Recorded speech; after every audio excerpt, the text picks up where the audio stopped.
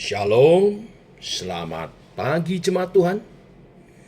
Berjumpa kembali dalam Doa Pagi Online WGTB Habakuk Version ciptaan Pastor Arif Ariantandi. Di saat dunia sedang bergoncang dan badai hidup kian menerjang, ku datang sujud menyembah Tuhan, melangkah dengan iman. Dikala jalan terasa panjang dan beban hidup kian menekan, ku datang sujud menyembah Tuhan, ku berdiri menang. Walau pohon ara tak berbunga, pohon anggur pun tidak berbuah, hasil ladang pun mengecewakan, ku tetap pegang janji Tuhan. Walau gunung itu tak berpindah, badai topan pun terus menerpa, namun hatiku tetap percaya, rancanganmu terindah.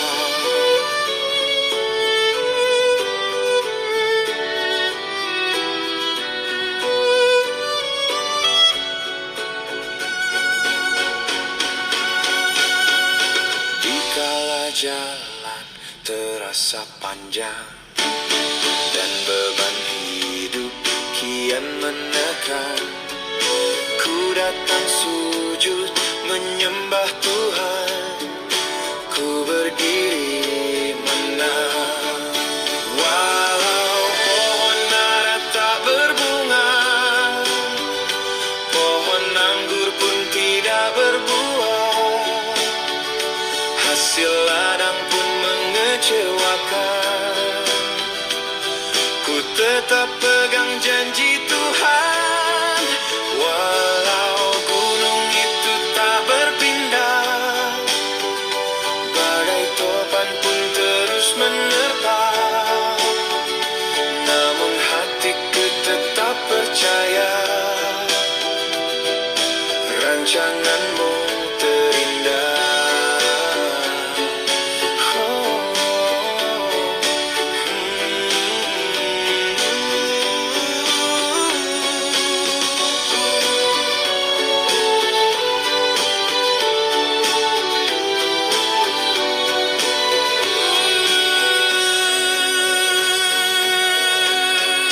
Walau pohon ara tak berbunga, pohon anggur pun tidak berbuah, hasil ladang pun mengecewakan, ku tetap pegang janji Tuhan. Walau gunung itu tak berpindah, badai topan pun terus menerpa, namun hatiku tetap percaya, rancanganmu terindah.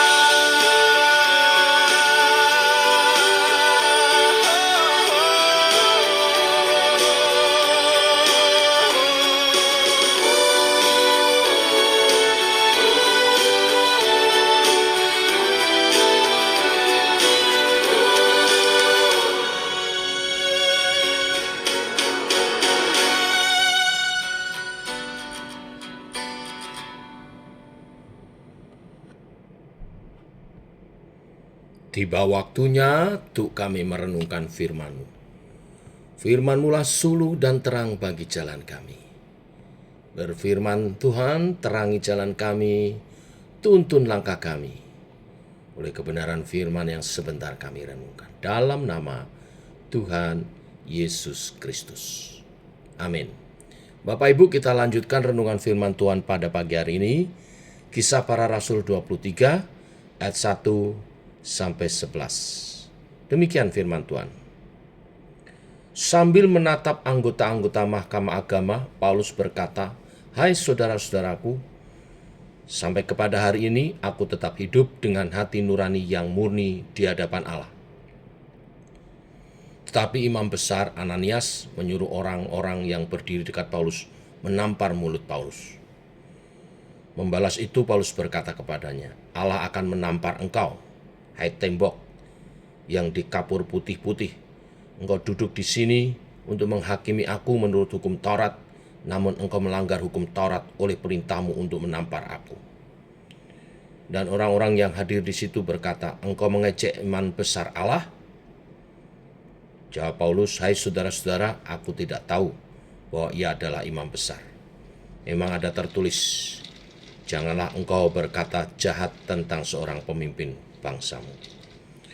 Dan karena ia tahu bahwa sebagian dari mereka itu termasuk golongan orang Saduki dan sebagian termasuk golongan orang Farisi, ia berseru dalam mahkamah agama itu. Katanya, "Hai saudara-saudaraku, aku adalah orang Farisi, keturunan orang Farisi. Aku dihadapkan ke mahkamah ini karena aku mengharapkan akan kebangkitan orang mati." Ketika ia berkata demikian, timbullah perpecahan antara orang-orang Farisi dan orang-orang Saduki, dan terbagi-bagilah orang banyak itu. Sebab orang-orang Saduki mengatakan bahwa tidak ada kebangkitan dan tidak ada malaikat atau roh, tetapi orang-orang Farisi mengakui kedua-duanya. Maka terjadilah keributan besar. Beberapa ahli Taurat dari golongan Farisi tampil ke depan dan membantah dengan keras, katanya, "Kami sama sekali tidak menemukan sesuatu yang salah pada orang ini. Barangkali ada roh atau malaikat yang telah berbicara kepadanya." Maka terjadilah perpecahan besar, sehingga kepala pasukan takut kalau mereka akan mengoyak-ngoyak Paulus. Karena itu, ia memerintahkan pasukan untuk turun ke bawah dan mengambil Paulus dari tengah-tengah mereka dan membawanya ke markas. Pada malam berikutnya, Tuhan datang berdiri di sisinya dan berkata kepadanya, "Kuatkanlah hatimu, sebab sebagaimana engkau dengan berani telah bersaksi tentang aku di Yerusalem, demikian jugalah hendaknya engkau pergi bersaksi di Roma." Sampai di sini pembacaan kita, Bapak Ibu jemaat Tuhan. Bapak Ibu, Paulus dihadapkan di pengadilan para pemimpin agama Yahudi yang terdiri dari orang-orang Farisi dan para pemimpin orang Saduki. Paulus membuka pembelaannya dengan berkata, "Hai saudara-saudaraku, sampai pada hari ini aku tetap hidup dengan hati nurani yang murni di hadapan Allah." Paulus ingin menunjukkan bahwa semua yang terjadi tidak ada niat jahat, tidak ada pemberontakan, tidak ada penyesatan, tapi kemurnian hati. Tetapi di ayat 2, Imam Besar Ananias menyuruh orang-orang yang berdiri dekat Paulus menampar mulut Paulus. Dan Paulus membalas berkata, "Allah akan menampar engkau, hai tembok yang dikapur putih-putih. Engkau duduk di situ untuk menghakimi aku menurut hukum Taurat, namun engkau melanggar hukum Taurat oleh perintahmu untuk menampar aku." Paulus mengatakan bahwa Tuhan akan menghakimi Ananias karena Ananias melanggar hukum Taurat. Paulus mengatakan pembelaan dan dia tidak mengatakan apapun yang salah. Hukum Taurat mengajarkan bahwa seorang terdakwa patut didengar sebelum dihakimi. Itu ada di dalam Ulangan 19 ayat 15-21. Dan para Sanhedrin seharusnya tahu hal itu. Tetapi yang terjadi, baru beberapa kata Paulus berkata membuka pembelaannya, dia ditampar. Mereka menolak untuk memberi kesempatan seorang terdakwa membela diri. Itu adalah pelanggaran hukum Taurat. Bagaimana mungkin ada hukum yang adil jika seorang terdakwa yang baru saja membuka mulut untuk membela perkaranya ditampar pada waktu dia baru mengucapkan satu kalimat saja? Di ayat 4, orang-orang yang hadir mengingatkan Paulus bahwa dia sedang menghina seorang imam besar. Dan di ayat 5, Paulus tidak melawan lagi, tetapi ia mengutip Keluaran 22 ayat 28 yang bunyinya, janganlah mengutuki Allah dan pembesar-pembesar bangsamu. Demikian kira-kira yang dikatakan dalam ayat tersebut. Artinya Paulus mengakui kesalahannya dan meminta maaf dengan berkata bahwa dia tidak tahu bahwa orang yang memerintahkan agar dia ditampar adalah imam besar. Kemungkinan sidang tersebut belumlah sidang yang resmi, hanya sidang untuk mendengar kasusnya apa. Paulus tidak tahu bahwa Ananias seorang imam besar. Ini menunjukkan bahwa pengadilan ini belum masuk ke pengadilan resmi seperti saya katakan tadi. Ini adalah tahap ketika para Sanhedrin mendengar dari terdakwa pembelaannya sebelum diteruskan ke pengadilan resmi. Itulah sebabnya imam besar tidak memakai pakaian keimamannya sehingga Paulus tidak mengetahuinya. Tetapi jika benar ini adalah pra-peradilan di mana Paulus seharusnya didengar, maka sangat aneh jika Paulus telah ditampar sebelum mengucapkan pembelaannya. Dengan memberi penghormatan kepada imam besar, Paulus menyatakan diri sebagai seorang Yahudi yang taat kepada Taurat. Kemungkinan ini yang membuat sebagian anggota Sanhedrin mulai menghormati Paulus, mulai ada timbul rasa segan. Bapak Ibu jemaat Tuhan, imam besar Ananias adalah dari golongan Saduki. Dan kerelaan Paulus untuk taat meskipun dia tidak salah telah membuat kelompok saingan Saduki yaitu Farisi mulai memperhatikan Paulus. Mulai ada respek terhadap Paulus dari kelompok Farisi. Paulus melihat ada potensi perpecahan dua kelompok antara Farisi dan Saduki. Potensi perpecahan ini dimanfaatkan Paulus ketika kelompok Farisi mulai merasa Paulus diperlakukan secara tidak pantas oleh imam besar yang berasal dari kelompok Saduki. Paulus tetap menghormati di atas emosi dan hak pribadinya untuk membela diri. Melihat itu orang-orang Farisi semakin merasa tidak seharusnya Paulus dihukum. Akhirnya terjadi perpecahan pendapat. Ini merupakan hikmat yang Tuhan beri supaya Paulus berkesempatan untuk membela diri. Paulus mengatakan bahwa dia adalah orang Farisi dan dia dihukum karena dia mengharapkan kebangkitan orang mati. Apakah Paulus berbohong? Tidak. Paulus memang berharap karena ada kebangkitan Kristus. Karena Kristus yang mati bangkit, maka Paulus berharap pada kebangkitan orang mati. Tetapi siapa yang akan menghukum seorang karena berharap akan kebangkitan orang mati? Sebab orang Farisi pun percaya dan mengharapkan kebangkitan orang mati. Kalau begitu, siapakah yang menangkap Paulus? Tentulah kelompok Saduki, kelompok imam besar itu.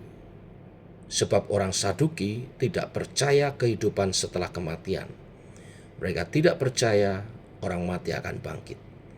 Mereka juga tidak percaya adanya roh dan malaikat. Perkataan Paulus ini membuat orang Farisi panas. Mereka berteriak agar Paulus dibebaskan. Maka ketika terjadi keributan, perkelahian antara golongan itu semakin memanas, segera kepala pasukan menyelamatkan Paulus sebelum kelompok Sanhedrin itu melukai Paulus. Hal yang perlu direnungkan dari perikop ini. Hari ini biar kita memikirkan kalimat Tuhan yang menguatkan Paulus di ayat 11. Ini kuncinya. Tuhan mengatakan kepada Paulus untuk tetap menguatkan hati karena Tuhan akan membawa dia ke Roma untuk bersaksi.